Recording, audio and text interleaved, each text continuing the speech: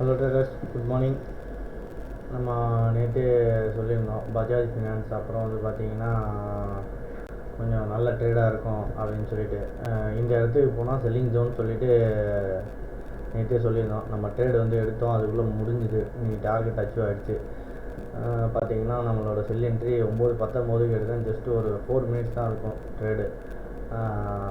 5387க்கு cell, 5344க்கு book பண்ணியாச்சு. Profit வந்து overall today profit வந்து பார்த்திங்கன்னா 1300 ப்ராஃபிட்டு. ஸோ இதுதாங்க நம்ம லெவல்ஸ் வந்து நம்ம கரெக்டாக நம்ம சார்ட்டை வந்து ரீட் பண்ணிட்டோம் அப்படின்னா நமக்கு இந்த ப்ராப்ளம்ஸே இருக்காது. நான் அதனால தான் திரும்ப சொல்கிறேன், உங்களால் முடிஞ்ச வரைக்கும் நீங்கள் டைம் ஸ்பெண்ட் பண்ணுங்கள்.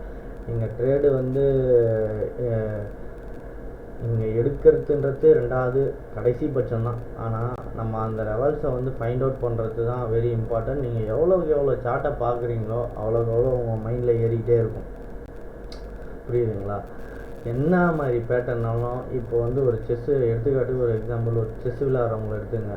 அவங்க அந்த குதிரையோட ஷேப் எந்த இடத்துலேருந்து எந்த இடத்துக்கு போகும் எல் ஷேப்பில் அப்படின்னு அவங்களுக்கு அடுத்தபடியாக தெரியும்.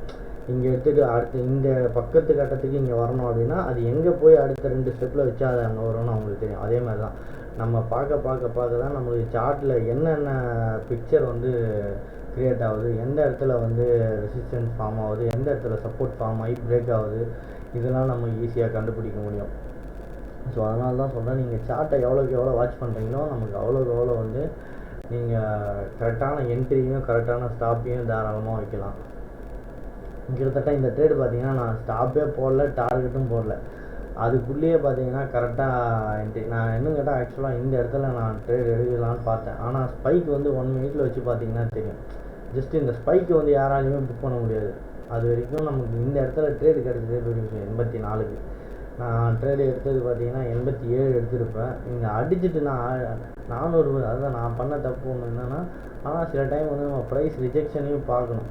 அது இல்லாமல் நம்ம பண்ணக்கூடாது. ஸோ அதனால தான் நான் வந்து எப்பயுமே போட்டு வைக்க மாட்டேன்.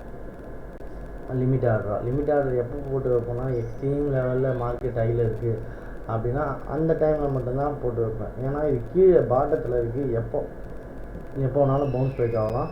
ஸோ அதனால் அந்தமாரி ட்ரேட் நான் போட மாட்டேன். லிமிட் ஆர்டர் சில டைம் மட்டும் நான் போடுவேன். ஓகேங்களா? இப்போ இது சிம்பிளாக இந்த 5 மினிட்ஸில் முடிஞ்சே போச்சு. ட்ரேடு மொத்தமாக 4 நிமிஷம் தான். ஓகே, இதோட டைம் ஓவர். நம்ம வேலையை பர்சனல் ஒர்க்கு போய் பார்க்கலாம். Okay, thank you. நான் அந்த நேற்று பார்த்த வீடியோவை நீங்கள் பாருங்கள். அப்போ தான் உங்களுக்கு என்னென்ன டீட்டெயிலாக தெரியும். நான் அதை கார்டில் கொடுக்குறேன், செக் பண்ணி பாருங்கள். Okay, thank you.